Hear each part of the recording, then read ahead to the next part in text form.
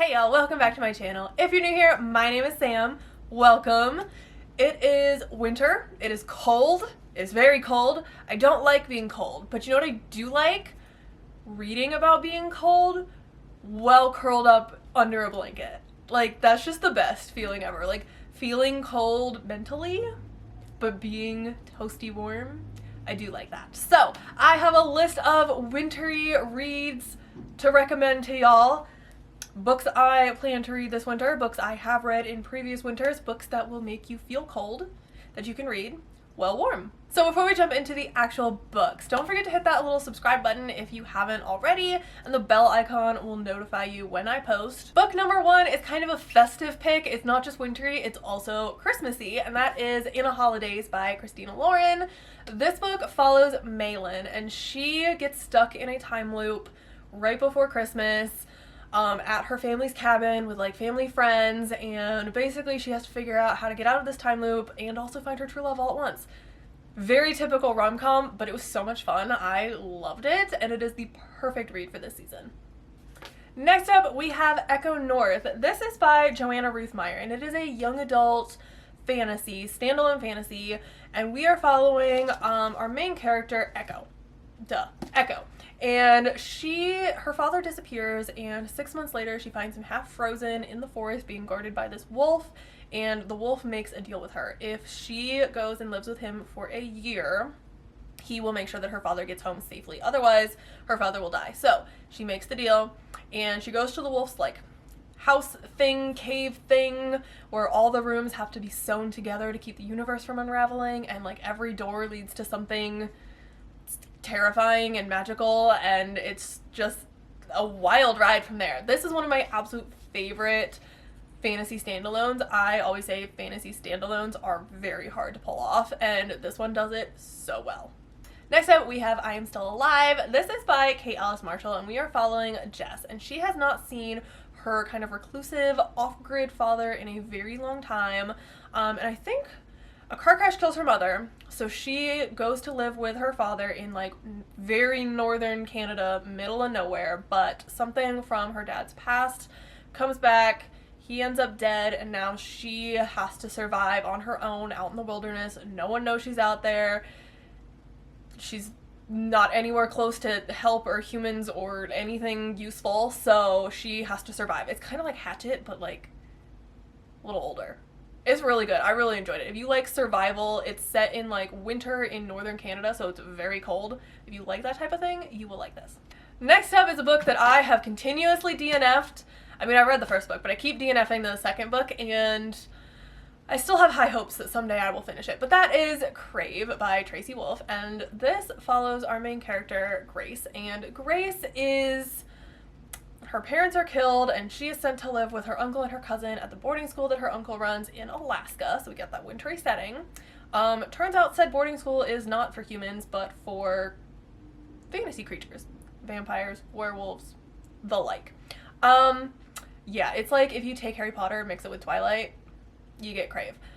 I love the first book. I want to love the second book. I even started to love the second book, and then I still DNF'd it. But so many people love the series, and I really can't tell you why I was DNFing it. So, y'all have heard me talk about the series before if you've been here. I still think you should read it. I still think it's a good read, and I really want to finish the series someday. Next up, we have Breathless. This is by Amy McCullough, and it is an adult thriller that follows Cecily. She is a journalist who has just landed an exclusive interview. And basically, the deal is she will be able to interview the most famous mountaineer in recent history if she makes it to the top of the last mountain that he's climbing this year. So she has to climb this mountain. She has never actually summited a full mountain before, so this is going to be a wild ride for her. And then suddenly people on her team start ending up dead, and it gets crazier and crazier from there. This was fun. I enjoyed it. It was a lot of things that I expected, and it was a lot of things that I wasn't. And if you don't know anything about like mountaineering, you're gonna learn a lot. Next up, I hesitated before putting this on the list, and then I decided to do it anyways, because honestly, it's a whole planet made of ice. You're not gonna get any more wintry than that. So this is Ice Planet Barbarians by Ruby Dixon.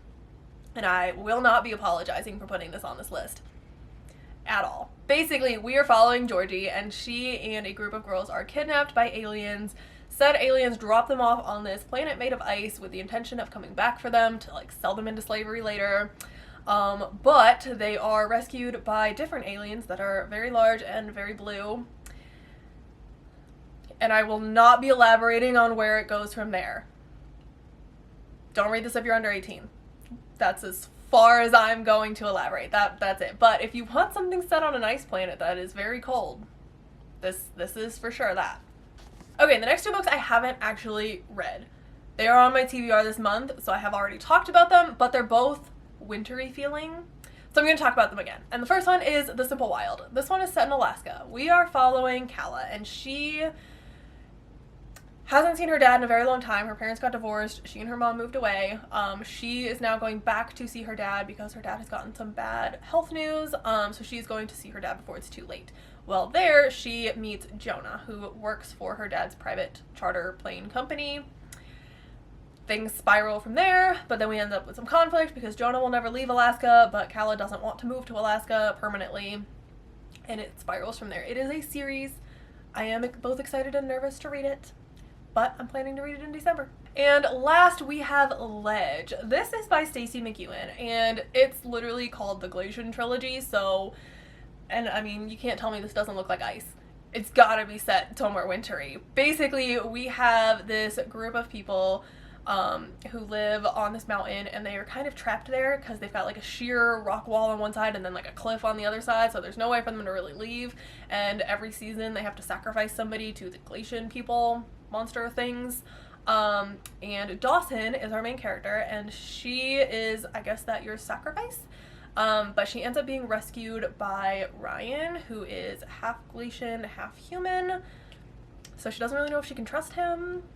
And it spirals from there, I guess. I don't know, but I'm very excited. I have heard phenomenal things about it.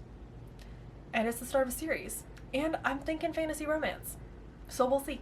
So those are my wintry reads that I'm either planning to read this winter or have read in previous winters and have a cold setting. Let me know if you have read any of these books or if you have any winter recommendations for me. I have a lot of months left of winter. It is only December. We still have January and February, so let me know what other books are set in winter that I should read this year. Let me know in the comments. I will see y'all in the next video. Bye!